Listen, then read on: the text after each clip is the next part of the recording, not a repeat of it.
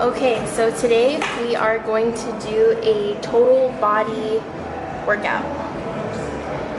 It's going to be a lot of glute and hamstring focus, but I also want to get a little bit of the whole body, and it's going to be fun. Let's do it. TGIF.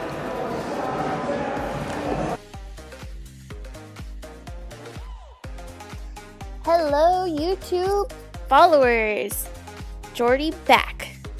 Why am I speaking about myself in third person? I don't know, but I feel like I should rap. Jordie, baby, attitude crazy. And when I come onto your screen, I'm gonna stop now. So let's get down to the nitty gritty. So with the side shuffle and the band, I'm getting glute activation, core activation, upper body activation, all at once. That's good. And supersetting each exercise is really powerful. So I'm supersetting it with a squat and side press. And in this exercise, I can easily transition because I'm not putting down the dumbbells. But we're not going to show all the rounds because that would be boring. And going into band assisted pull-ups, wide grip to activate my upper body a little bit more. And I use the band so that I can get maximum amount of reps because this is kind of hard. But the neutral grip pull-up, which is this next one, is a little bit easier. So I'm holding at the top because holding at the top helps increase strength enough so that I'm able to do this without the band sometimes. Third part of the warm-up is going to be, or technically the fourth part, is going to be jump ropes, but I'm only doing 200 hops. So I count each time I hop, 1, 2, 3, 4, and I'm adding a different angle because the front angle is a little weird. My face looks funny when I jump rope, and I just realized that. So single leg deadlifts are really important in my opinion because what I've found is when I squat or deadlift with both legs, I sometimes have a leg that works a little bit harder than the other. So this is just to even out strength. And I try to do that with various different exercises like leg press, which I don't do often, or even hamstring curls, and even with arms, with curling and lifting things. And I'm rambling now. So I'm just going to finish up that example. And here we're going to go into weighted glute bridges, which are amazing for glute activation. They are one of the top 3 exercises proven to increase your glute muscle, which is what every girl wants. And they even work more effectively than squats do in this sense.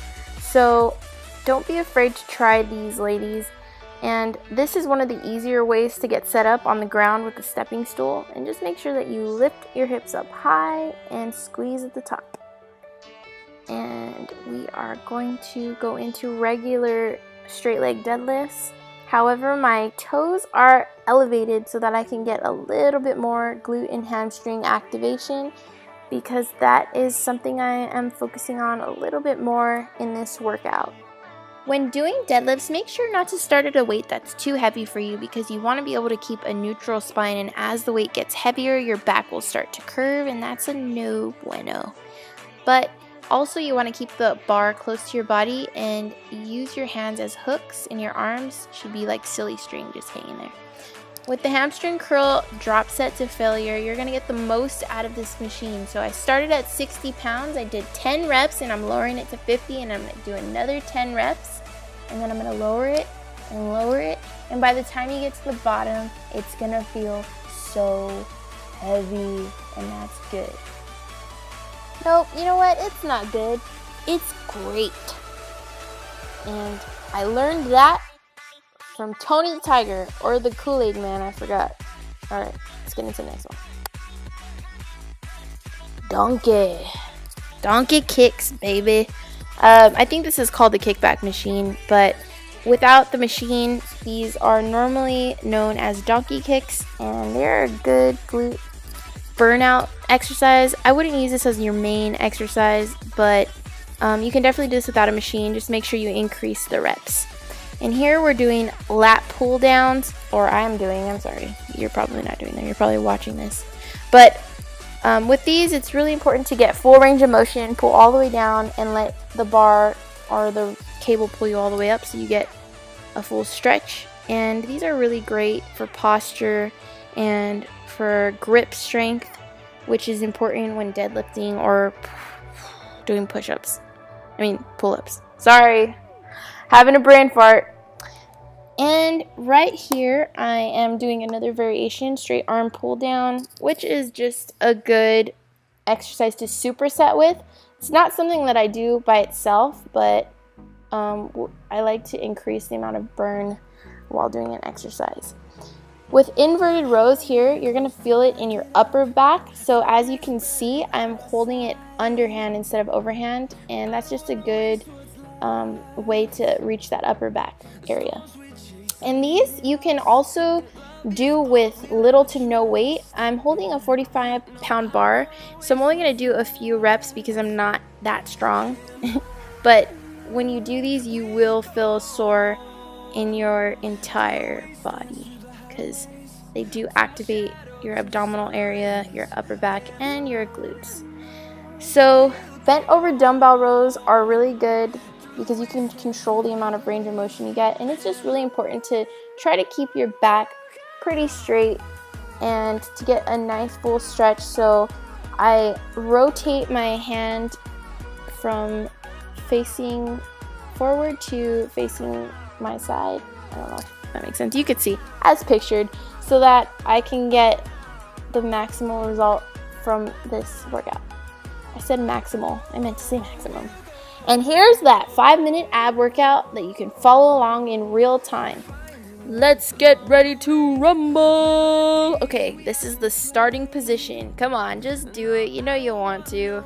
All right, so you're gonna tap your heels side to side.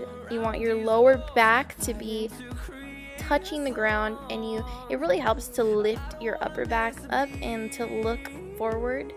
But you may strain your neck, so looking up at the ceiling is also an option. Just make sure you get a burn from this. If you don't feel a burn, you may need to readjust.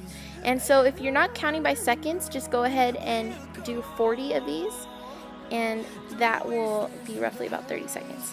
So the next one we're going to go right into is short bicycles. The reason why I call them short bicycles is because your foot is not going to fully extend when in rotation. I don't know what I was trying to say right now, but you just want to bring your knee to your opposite elbow and alternate that until you feel a burn. And if you feel a burn already, just power through. It's only 30 seconds.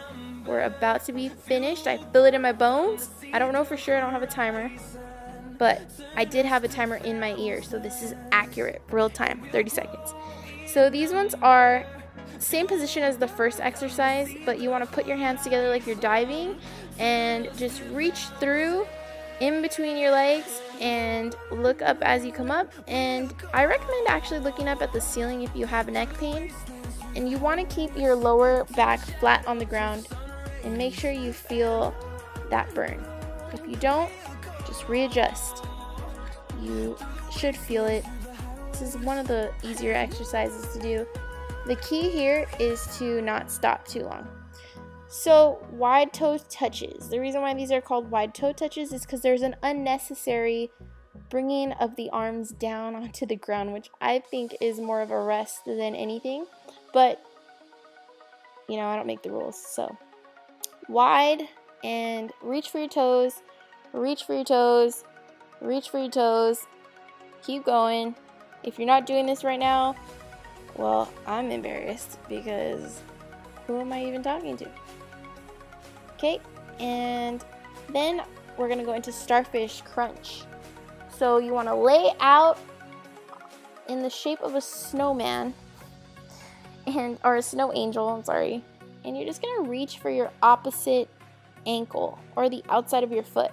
It's okay if you don't touch it. You want to try to keep your arm straight and your leg straight. Although it is tempting to bend your leg to give yourself a little help, you're not going to get the benefit. You're better off not reaching your foot and keeping your leg straight. Good. We're almost done with this circuit. So the next thing is going to be windmills. windmills. That's like a tongue twister. Not a meal, a mill. Okay. So these ones, you're just gonna bring your feet together and come in a halfway circle kind of motion. So you are going to bring your legs up and around and out to the side, and up and around and out to the side, and having your hands or your arms out in this T-like shape will help you balance and keep your body on the ground. The good old plank. Now you're gonna notice that, or you might not notice this, but my eyes are at level with my elbows and not my hands. And the reason for this is because I watched a video where a scientist explained that you get more core activation if you have your head shifted down towards your, or at eye level with your elbows, instead of having your elbows beneath your chest. To me, it does feel harder, so if you are up for the challenge, try to do it that way, where you're at eye level with your elbows. And I'm going to go straight into a side plank, and it helps to stay up if you look up at the ceiling and have your arms straight up.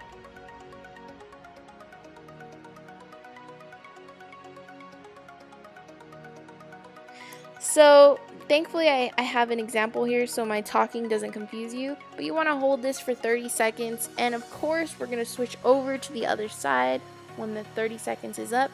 Try not to let your hips sink down to the ground. You want to keep them up as well. And I like to overlap my feet, but sometimes people will stagger their feet, and if you like to do it that way, that's totally fine. You just really want to keep your hips high up, and you can tap the ground with your hips like that if you want another variation of this. But holding it up is I guess I'd like to say a more beginner way to do this. And I am just about done talking. Thank goodness for that. That's gonna wrap up this workout. Let's see how we did. Not too shabby.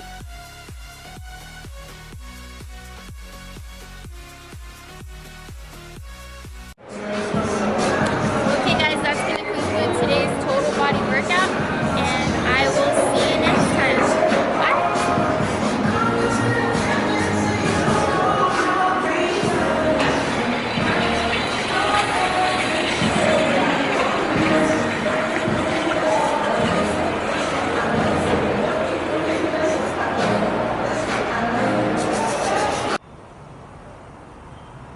Hey everyone, so today I just want to talk about why I stopped eating vegan and switched over to